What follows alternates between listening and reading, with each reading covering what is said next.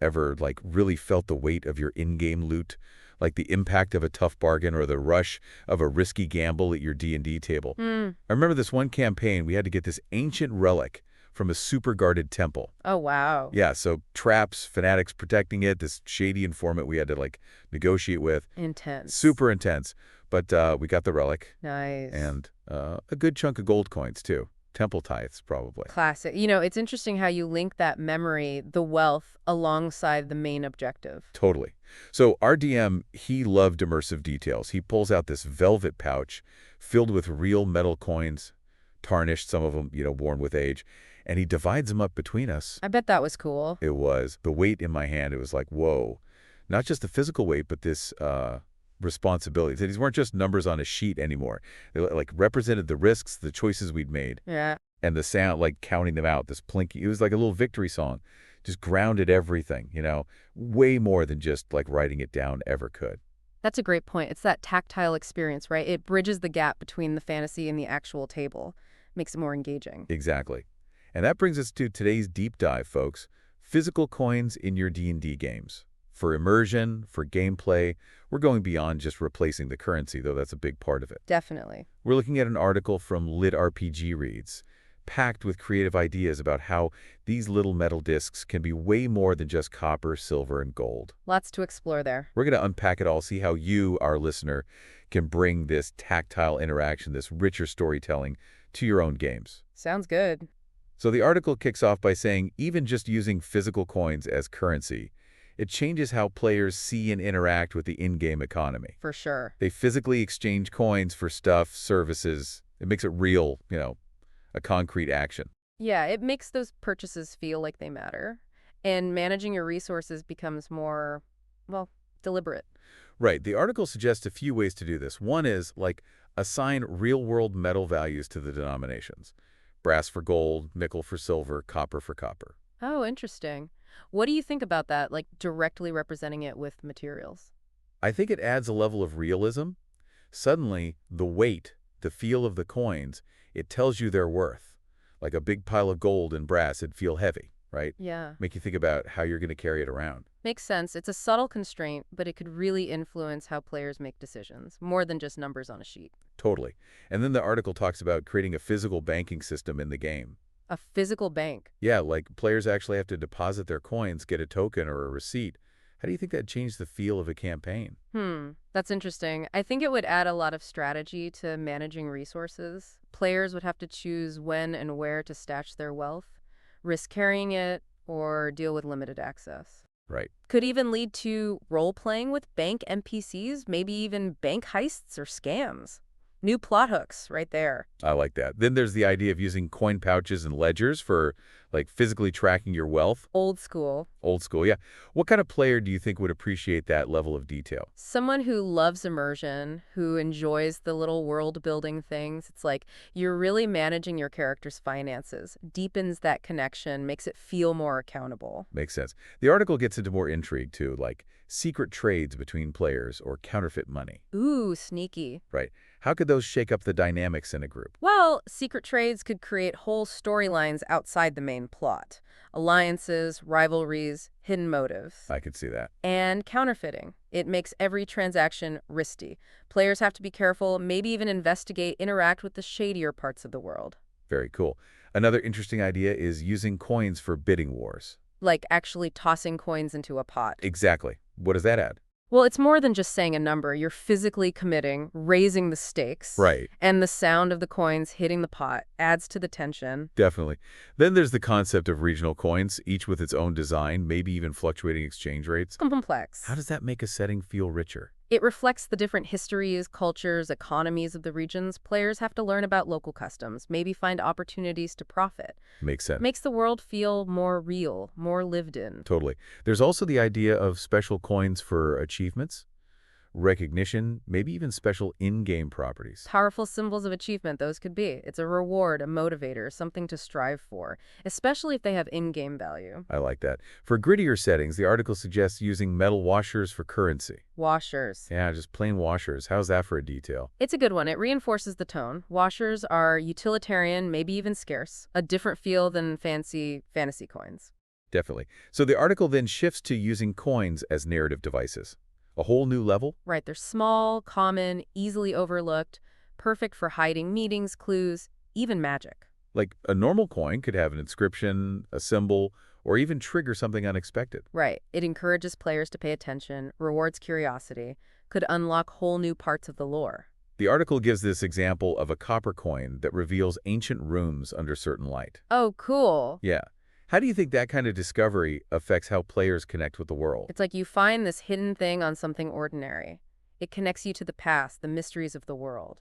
Makes you want to learn more. The article goes on to talk about how coins can be adventure hooks, starting quests, or even causing big plot events. I like that. How would that work? A coin could be the key to a prophecy, a lost heirloom that powerful people want, Right. or even part of a powerful artifact. It drives the story, gives players goals, connects them to the bigger picture. And then there's the narrative coin types table, all these different kinds of coins with story potential. Yeah, there's the cursed coin, immediate challenges, got to figure out how to deal with it. An ancient empire coin, historical evidence, a coin of favor, maybe it grants access or influence. A two-headed coin, chance and deception. So many possibilities. Runed coins with messages, goblin coins that could be traps. Absolutely. And then there's the artifact coin, a piece of a bigger item. A defaced royal coin, hinting at rebellion or a fallen dynasty. A war coin, a witness to past conflicts. A whispering coin, maybe it offers guidance or lies. Wow. Even a sigil-stamped coin, showing membership in a secret society. And an elemental coin, with a little magic tied to a specific element. And then there's a bunch of plot device ideas, like coins that unlock portals, or reveal paths under the moon, or coins you collect to assemble an artifact. Yeah, they're so versatile, easy to hide. They can gate progress, make players interact with the world in meaningful ways. Right. A treasure map coin, a ghost coin tied to a spirit, even a healing coin. So many story possibilities. Then the article talks about creating custom coins for a campaign. Personalization. Yeah, really make it your own. It lets the DM build the world's history, economics, culture, the materials, the designs, the inscriptions. They all tell a story. The article says that designing these coins can be a creative outlet for the DM, bringing their world to life. Yeah, you choose the imagery, a royal crest, a religious symbol, a guild's mark. It tells the players where the coin came from, what it might mean. I bet holding a unique coin from a specific kingdom feels way different than just a generic gold piece. Totally. Players see these custom coins, examine them, they'll want to know their history, their purpose. They become reminders of the world's depth and detail. For people who want to make their own coins, there's the coin crafting techniques table, outlining different methods. Practical stuff. It considers cost, durability, how skilled you need to be. Engraving metal washers, carving wood, 3D printing, resin casting. Lots of options, from painting and aging to my specialized stuff like acid washing or ceramic molding. Something for everyone. The article also lists other ways to make custom coins. Designing insignias, using polymer clay, stamping metal, even digital design for 3D printing or laser engraving. So many ways to get the look and feel you want. It all comes down to what you're going for, what resources and skills you have. The effort's worth it though, right? It adds another layer to the experience. For sure. Then we get into how coins can be used for game mechanics, not just currency or story. Yeah, they become physical, visual representations of the rules, initiative trackers, randomizers, resource management. Makes it more engaging, right? Definitely. It's not just abstract numbers anymore. The article gives examples like a luck-shifting coin you flip, or using coins to track initiative. I like that. What do you think? How does that tangibility change things? I think it makes the rules easy to grasp, more intuitive. Like a physical initiative tracker shows the turn order clearly, no confusion. Yeah, keeps things moving. And if a coin represents a limited resource or a chance, it feels more real, more important. I agree. And there's the game mechanics using coins table in the article. Tons of creative uses. Fake coins to influence outcomes, initiative coins, gambling mini games. Lots of fun stuff. I love the magical wish coins, a limited resource you can actually hold. And XP reward coins to track your progress. Makes it more tangible. Theft or lost coins, showing the consequences of bad luck. Decision coins for fifth choices. Add some randomness. Elemental effects coins, double or nothing coins, coins as keys for traps or puzzles. Clever. Inspiration tokens, destiny coins to change the story. It's amazing how versatile they are. It makes the game more interactive, more engaging. Takes those abstract rules and makes them real. Of course, the article also talks about the practical side of using coins. Logistics. Yeah, how do you carry them, organize them, keep everything straight? It's got to enhance the game, not make it a hassle. You don't want it to become a burden. Right. The article asks important questions about managing your coin collection, avoiding confusion, making sure it doesn't slow things down. Gotta find that balance. So there's the handling in-game currency table with different strategies, Practical solutions. storing coins in pouches, using lighter wood or plastic coins for bulk amounts, even a DN-managed bank for larger sums. Less clutter at the table. Definitely. And the article stresses tracking everything clearly, having players keep records. Important to avoid arguments about money. Right.